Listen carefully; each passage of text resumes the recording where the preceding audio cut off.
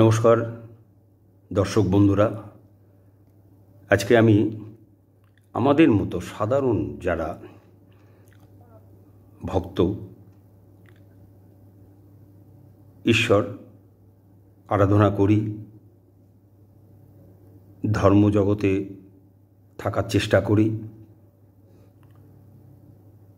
পুজো পার্বণ ইত্যাদিতে মেতে থাকি, সেই তাদের নিয়েই আজকের আমি এই ভিডিও আপনাদের কাছে উপহার দেব। আপনারা ভিডিওর বক্তব্য শোনার পর আমার যদি কিছু ভুল হয়ে থাকে আপনারা আমাকে জানাবেন। আপনাদের কাছে অনেক আশা নিয়েই আমি এই ভিডিও করি শুধু একটি মাত্র কারণে, যদি একজন মানুষেরও যদি চোখটা খুলে সত্য জানতে পারে, কারণ আমাদের তো জীবন শেষ হয়ে এসছে, আর কদিন থাকবো, কিন্তু সামনে যাদের জীবন পড়ে রয়েছে এবং যারা এখনো ছোট ছোট শিশুরা এবং যারা জন্মেছে, তাদের কথা ভেবে, তাদের ভবিষ্যতের কথা ভেবে, ভয়ঙ্কর পৃথিবীতে তাদের অবস্থানের কথা ভেবে, তাদের জন্য যে কী ভবিষ্যৎ অপেক্ষা করছে সেই কথা ভেবে আমি এই হাসি মুখে কষ্টটা তুলে নিই। তার জন্য সব কিছু গালাগালি, নিন্দা, কুৎসা সমস্ত কিছু আমি মাথা পেতে সেটা গ্রহণ করি। যদি একজনও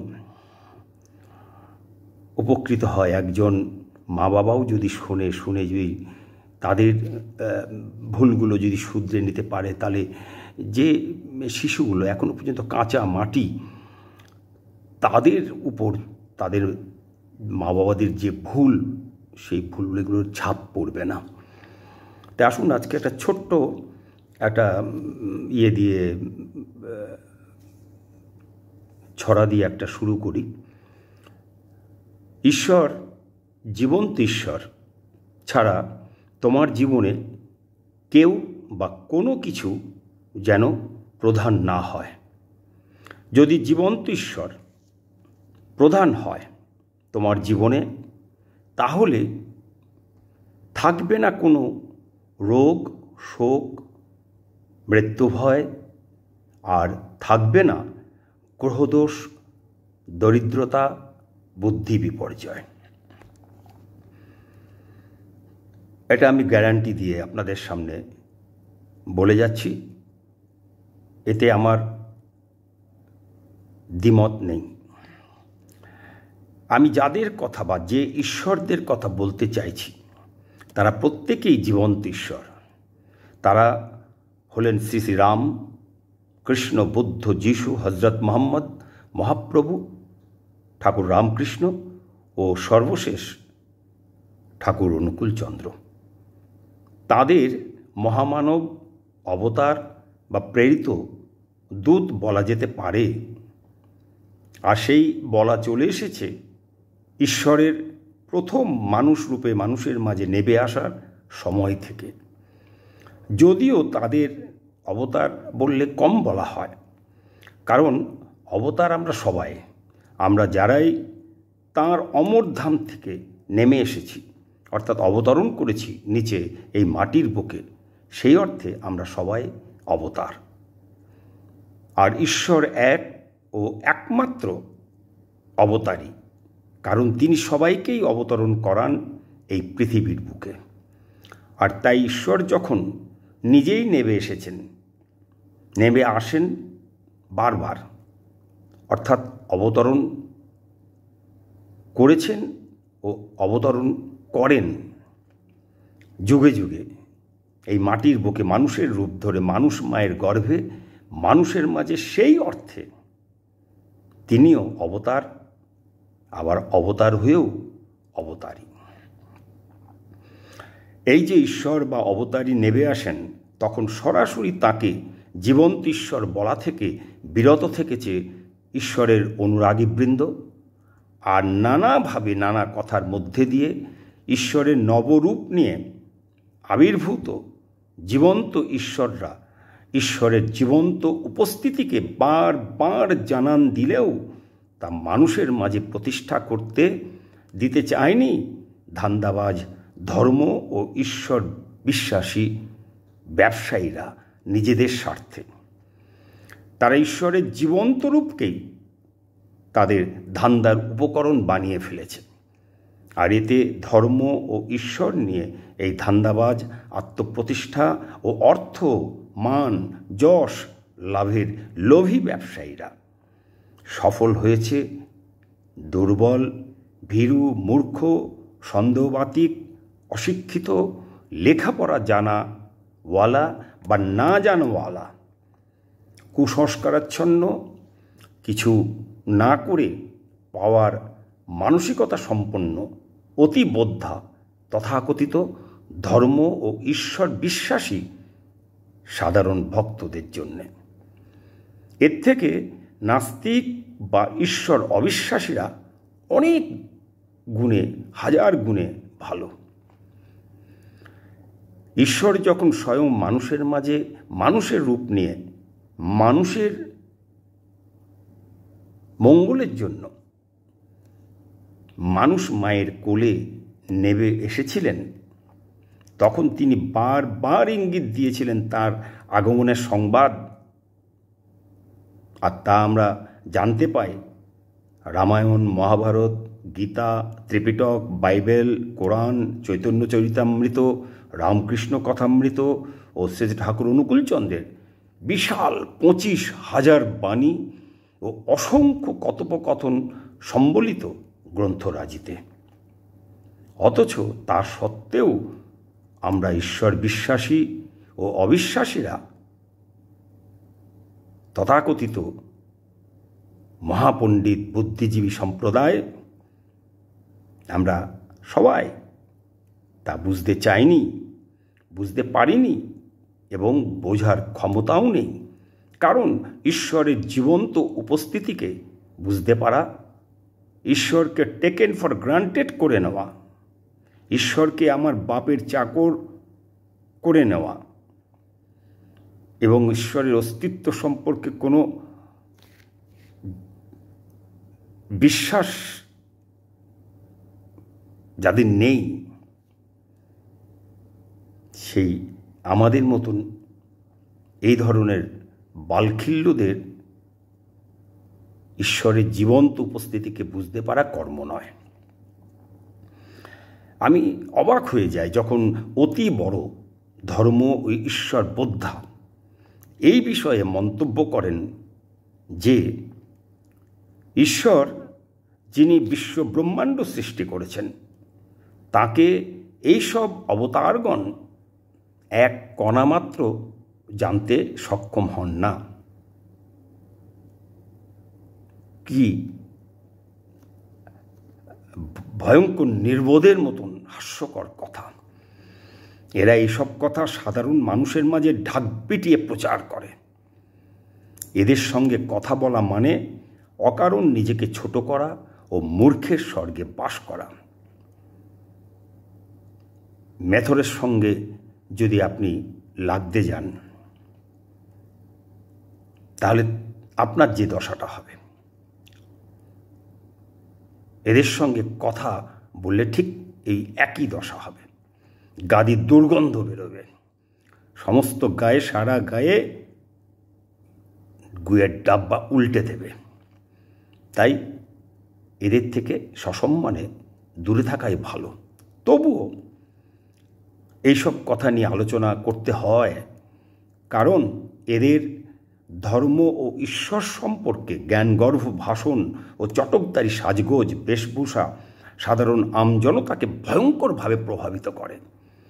কারণ তারা সবসময় অলৌকিক গল্প কাহিনী দিয়ে ও ধূপ, ধুনো, ফুল, পাতা, তেল, সিন্দুর, চন্দন নানা উপকরণে সাজানো জবরজংভাবে শুধুমাত্র ঈশ্বরকে চরণ পূজার শিক্ষা দিয়ে, এখানে চরণ পুজোর কোনো ব্যাপারই নেই, কোনো সম্পর্ক নেই চরণ পূজার সঙ্গে।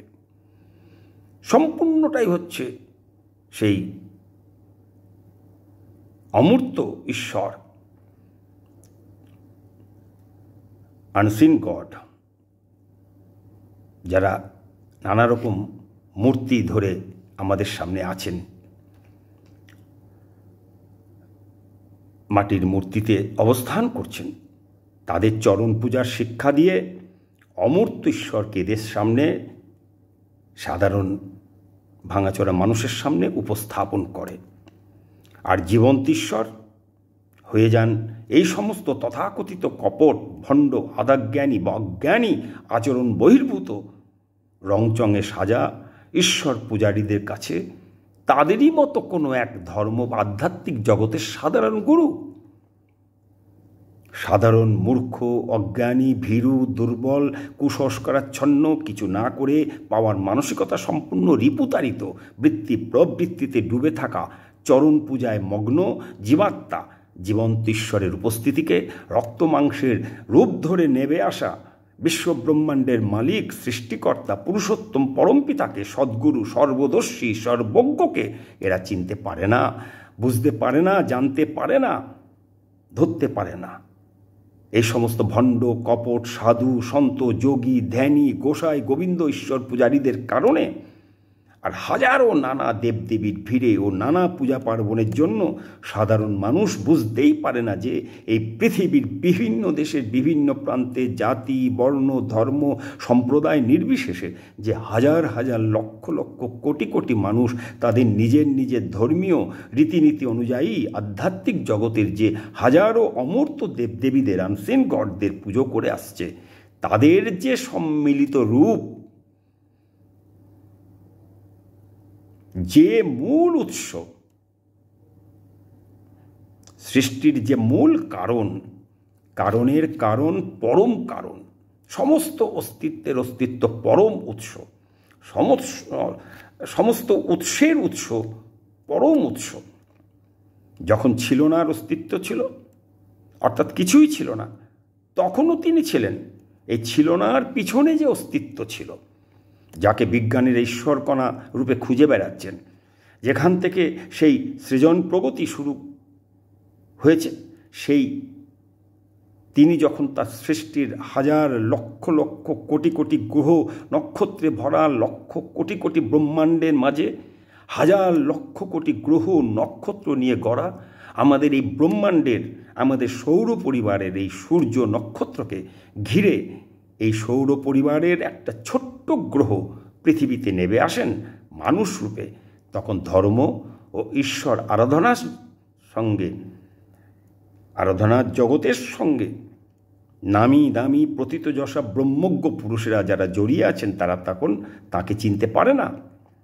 যখন তারা চিনতে পারে না, চিনতে না পেরে সেই নিরাকারের মাঝে কল্পনার অমূর্ত ভগবান, আনসিন গডদের আরাধনায় মেতে থাকে, তখন সাধারণ সীমাহীন ভাঙাচোরা মানুষদের কোনো দোষই নেই। ঈশ্বর আরাধনায় নিমগ্ন ঈশ্বর কোটি পুরুষেরা, সে ব্রহ্ম ভিন্ন যে কেউ উপাস্য নয়, তিনি এক ও অদ্বিতীয়। সেই এক ও অদ্বিতীয়ের পূজা করাই যে এক ও একমাত্র মানুষের কাজ, তা তারা জানা সত্ত্বেও সেই ব্রহ্মকে নিজেদের চরম পরম জ্ঞানের আধারে ধ্যানস্থ অবস্থায় কল্পনার চোখে দেখা বিজ্ঞানভিত্তিক যে বিভিন্ন রূপ, ব্রহ্মের সেই বিভিন্ন রূপের বিভিন্ন শক্তির ব্যাখ্যা করতে গিয়ে সৃষ্টি হয়েছে নানা দেবদেবীর নাম, রূপ দেওয়া হয়েছে শিল্পীর তুলিতে নানা আলংকারিক রূপে। যেমন কবি নানা শব্দ দিয়ে মালা গেঁথে সৃষ্টি করে কবিতা, তেমনি সাধকের কল্পনার চোখ দিয়ে সৃষ্টি হয়েছে পরব্রহ্মের অন্তহীন শক্তির বর্ণনাস্বরূপ হাজারো দেবদেবীর বিভিন্ন রূপ, যাকে অমূর্ত ভগবান বলছি, আনসিন গড বলছি। সেই পরব্রহ্মের যে বিভিন্ন শক্তি, সেই বিভিন্ন শক্তির বিভিন্ন কাল্পনিক রূপের মাধ্যমে প্রকাশ ছড়িয়ে পড়ে মানুষের মাঝে খণ্ড খণ্ড রূপে। যেমন সূর্যের কিরণ ছড়িয়ে পড়ে মহাকাশের বুকে, পৃথিবীর বুকে আলো হয়ে ঝরে পড়ে, কিন্তু উৎস ওই সূর্য, সূর্যের কিরণ বা আলো নয়। উৎস সূর্যের কিরণ ভালো নয়, উৎস হচ্ছে সূর্য।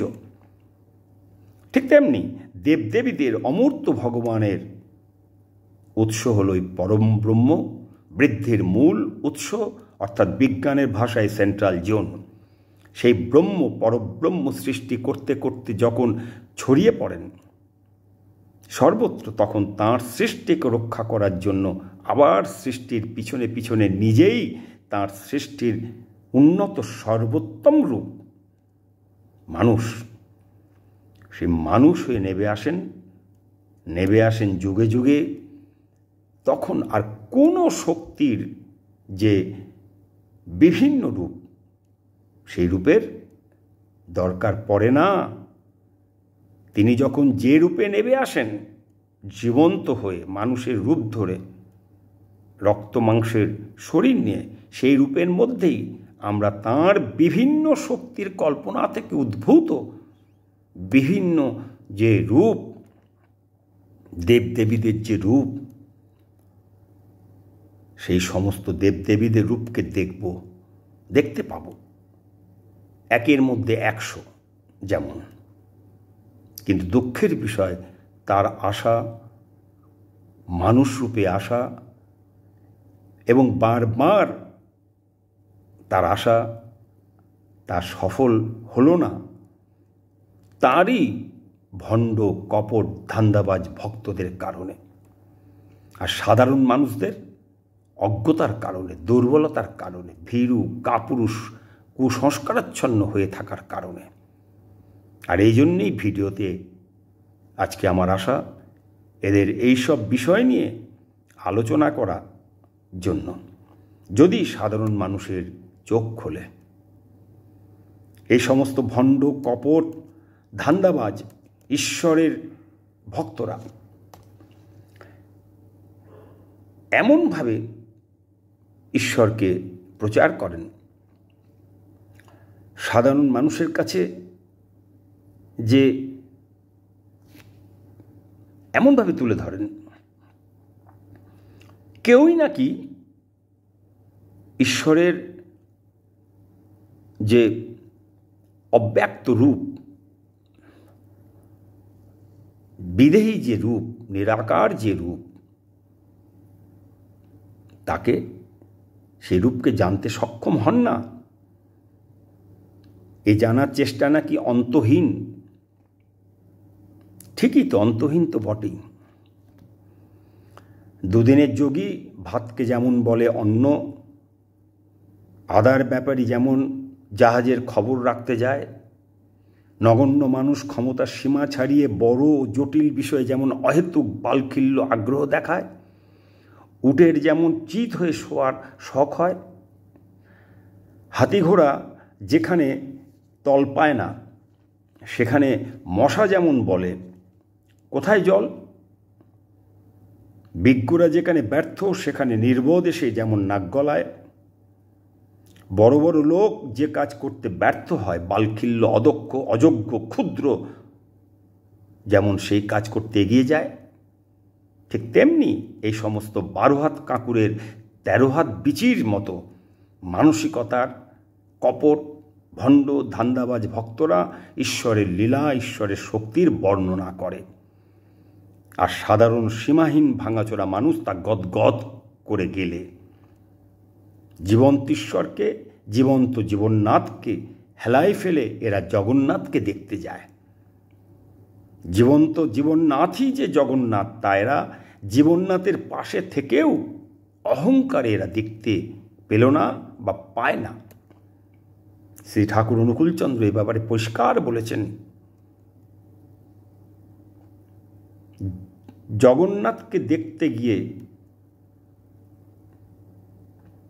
জীবননাথকে দেখতে গিয়ে জগন্নাথকে দেখতে গেলি, জীবননাথই যে জগন্নাথ অহংকারে দেখতে না পেলি।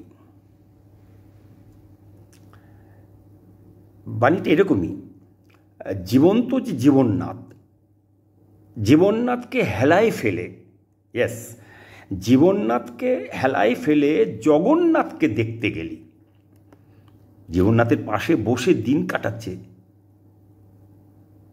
এটা প্রত্যেকবার হয়েছে, তিনি যতবার এসেছেন ততবারই যারা তার চারপাশে বসেছে, তার চারপাশে থেকেছে, তার কথা শুনেছে, তার কথা ধরে রেখেছে,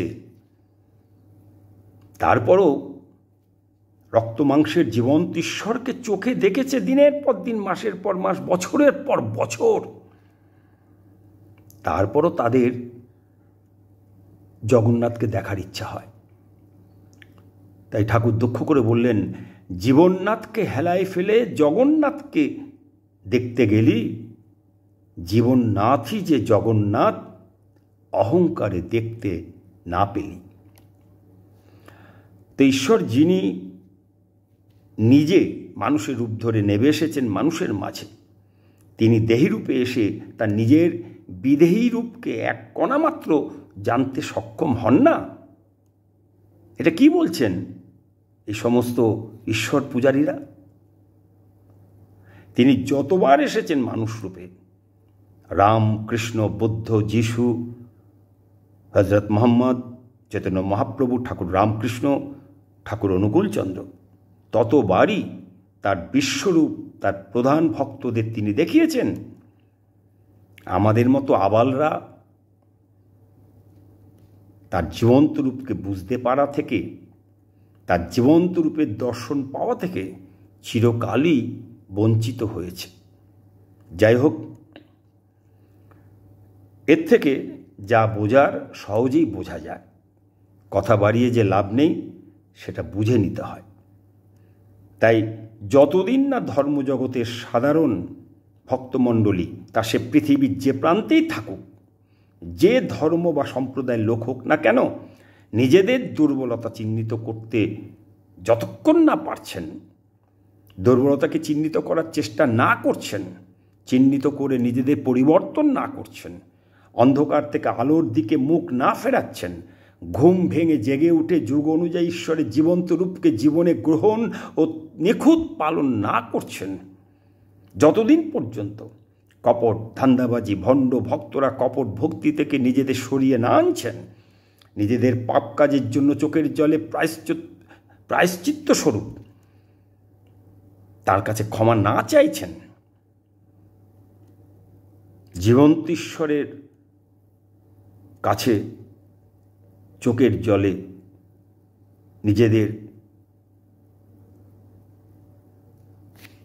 তার কাছে আত্মসমর্পণ করছেন, নিজেদের সমর্পিত করছেন, ততদিন পর্যন্ত এই জীবনে জন্ম থেকে মৃত্যু পর্যন্ত রোগ, শোক, গ্রহদোষ, বুদ্ধি বিপর্যয়, দারিদ্রতা, অকাল মৃত্যু ইত্যাদি থেকে কারও মুক্তি নেই। মুক্তি নেই সাধারণ মানুষের সঙ্গে সঙ্গে ভণ্ড, কপট, ধান্দাবাজ, ঈশ্বর ভক্ত বা পূজারীদের।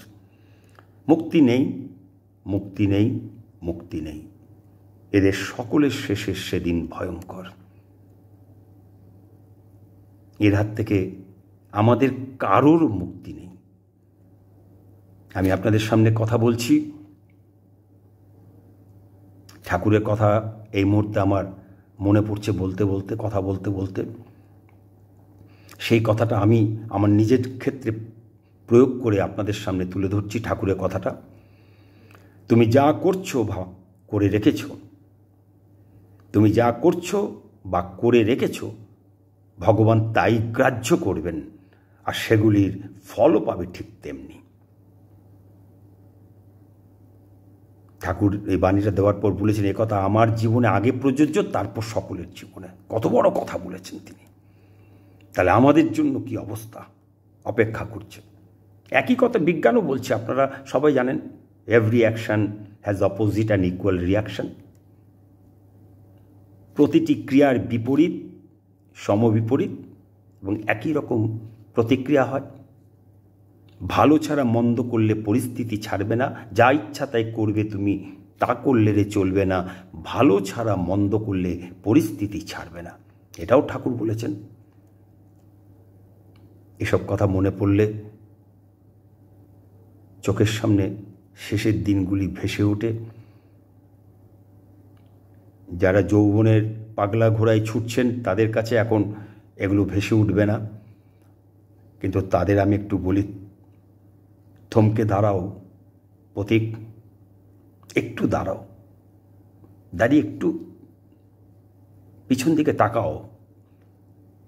কি ফেলে যাচ্ছ, কি ফেলে এসেছো, কি করে এসেছো, একটু দেখো, তারপর আবার সামনের দিকে এগিয়ে যাও।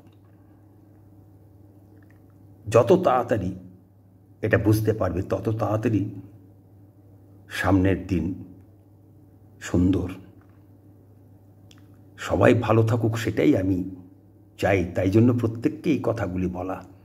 আমাদের প্রত্যেকের ভুল হয়, আমাদের প্রত্যেকের দোষ হয়, জানতে অজান্তে। তা আমরা সে জেনে বুঝে যে দোষ করছি, ঠাকুর যেটা বললেন, আর অজান্তে যে দোষ করছি, আমাদের এই চক্র থেকে আমাদের বেরিয়ে আসতে হবে। আসুন আমরা ঠাকুরের কাছে আমাদের ভুল দোষ স্বীকার করে আমরা তার যে স্বপ্ন, সুন্দর যে স্বর্গ রচনা করার জন্য সবাইকে নিয়ে মিলেমিশে থাকার, যে ভালোবেসে বুকে টেনে নিয়ে থাকার কথা যে তিনি বলে গেছেন, আসুন আসুন না সবাই মিলেমিশে থাকি। আমাদের সামনে তো ঠাকুর জীবন্ত আছেন, আমাদের সামনে তো তিনি আছেন আচার্যদেব। আচার্যদেবের মধ্যে তিনি তো স্বয়ং উপস্থিত, বর্তমান। আমরা তো কত ভাগ্যবান আমরা, যেবার তিনি কি ভয়ঙ্কর, তিনি এখনো পর্যন্ত তিনি আমাদের মাঝেই আছেন, আমরা দেখতে পাচ্ছি তো চোখে তাকে। ঠাকুর বলেছেন না, রেত শরীরে সুপ্ত থেকে তিনি জ্যান্ত থাকবেন। তো আজ এই পর্যন্ত, আবার দেখা হবে পরবর্তী ভিডিওতে। আপনাদের সকলের জন্য পরমপিতার শ্রীচরণে মঙ্গল প্রার্থনা করে আজকের মতো বিদায় নিচ্ছি। নমস্কার, জয় গুরু।